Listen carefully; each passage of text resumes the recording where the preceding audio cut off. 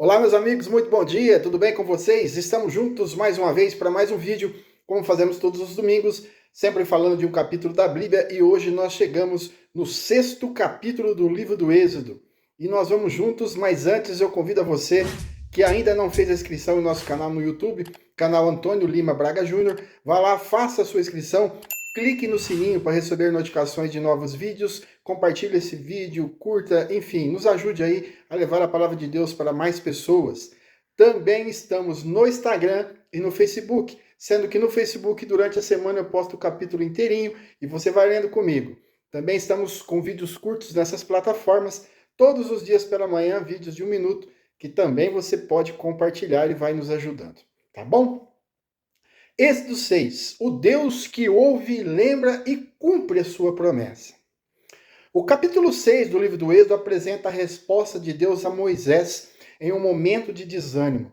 Moisés havia falado a Faraó, como nós vimos na semana anterior, e a situação do povo tinha piorado. Em vez de libertação imediata, como Moisés imaginava, vieram cargas e ainda mais pesadas do que eles já tinham.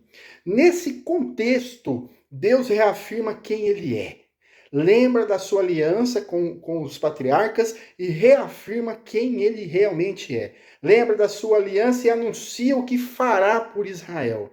O capítulo mostra que o Senhor não ignora o sofrimento do seu povo, nem deixa de cumprir a sua palavra, mesmo quando as circunstâncias parecem contrárias.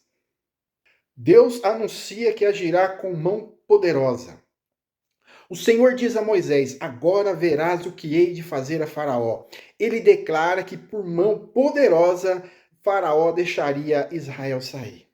A libertação não dependeria da boa vontade do rei do Egito, nem da capacidade de Moisés, mas do poder de Deus. Faraó, ele era poderoso sim, porém não estava acima do Senhor nosso Deus. Às vezes, obedecemos a Deus e ainda assim a situação parece piorar, não é mesmo? Êxodo 6 nos ensina a não medir a fidelidade divina apenas pelo momento presente. Quando não temos forças para mudar a realidade, podemos confiar em Deus que continua sempre no controle. De onde você veio? Quantas coisas você já passou na vida? Deus sempre está no controle, porque Ele é o Deus da montanha e também do vale. Deus revela: eu sou o Senhor. Deus declara a Moisés: eu sou o Senhor. Essa afirmação sustenta tudo o que vem depois. O Senhor lembra que apareceu a Abraão, a Isaac e Jacó como Deus Todo-Poderoso e que estabeleceu com eles uma aliança para dar-lhes a terra de Canaã.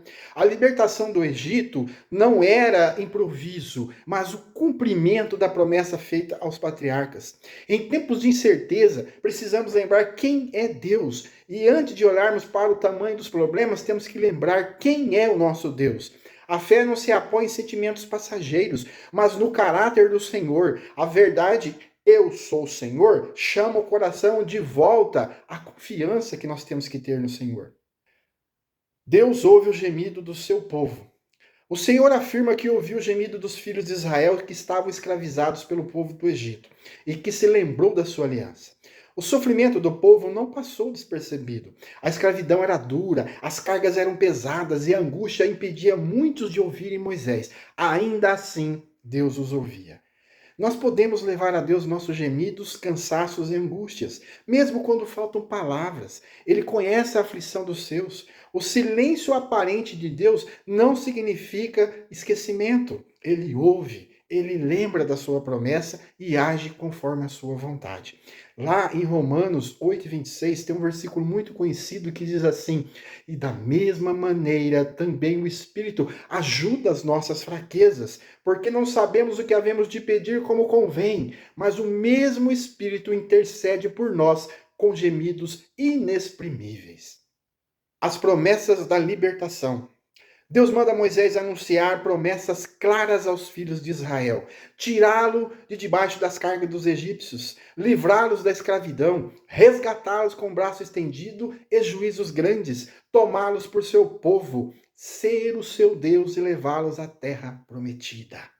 A libertação seria completa. Deus não age apenas de maneira simples, mas ele aliviaria uma carga, tiraria o povo da escravidão e conduziria a herança prometida. A obra de Deus não se limita a remover dificuldades externas, só aquelas que nós estamos vendo. Ele nos chama para pertencermos a Ele, para sermos libertos. Ele nos envolve sobre o viver da sua direção. Ele reconhece a sua autoridade e caminha como o nosso Senhor. Nós somos o povo dele e ele está pronto para nos ajudar.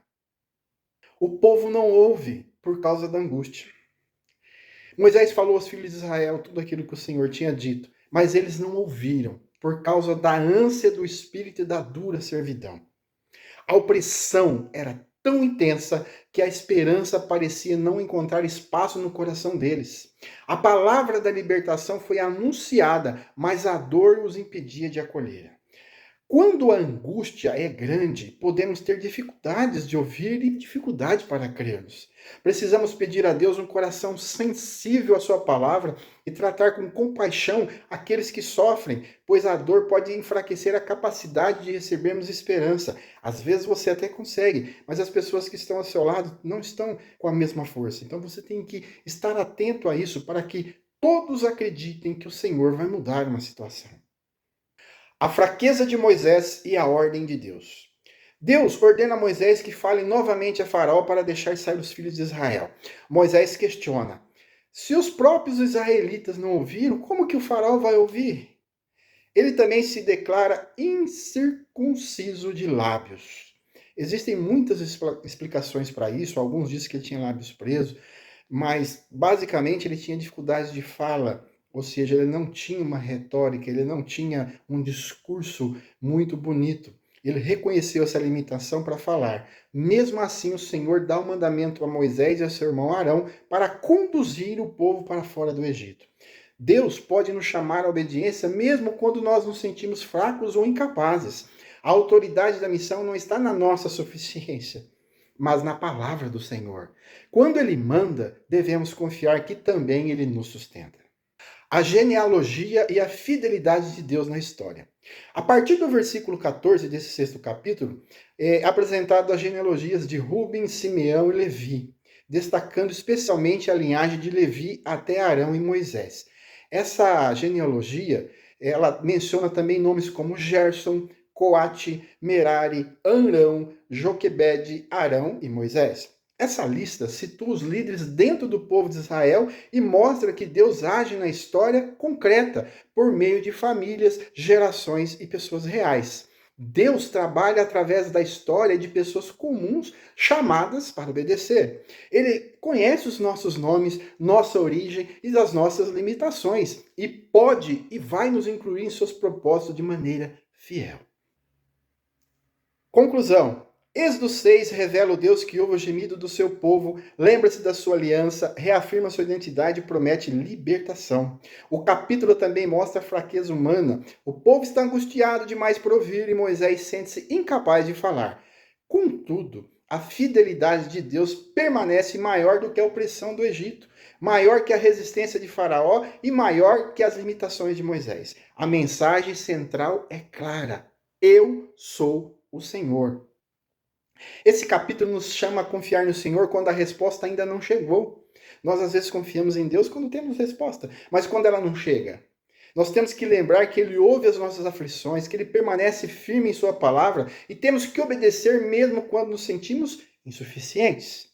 Diante das cargas, da angústia e dos desafios, a fé encontra descanso nesta certeza: o Senhor conhece, o Senhor ouve, o Senhor age e o Senhor cumpre a sua palavra. Creia em Deus e grandes coisas Ele vai fazer em sua vida. Um bom dia, que a paz do nosso Senhor Jesus Cristo esteja com todos.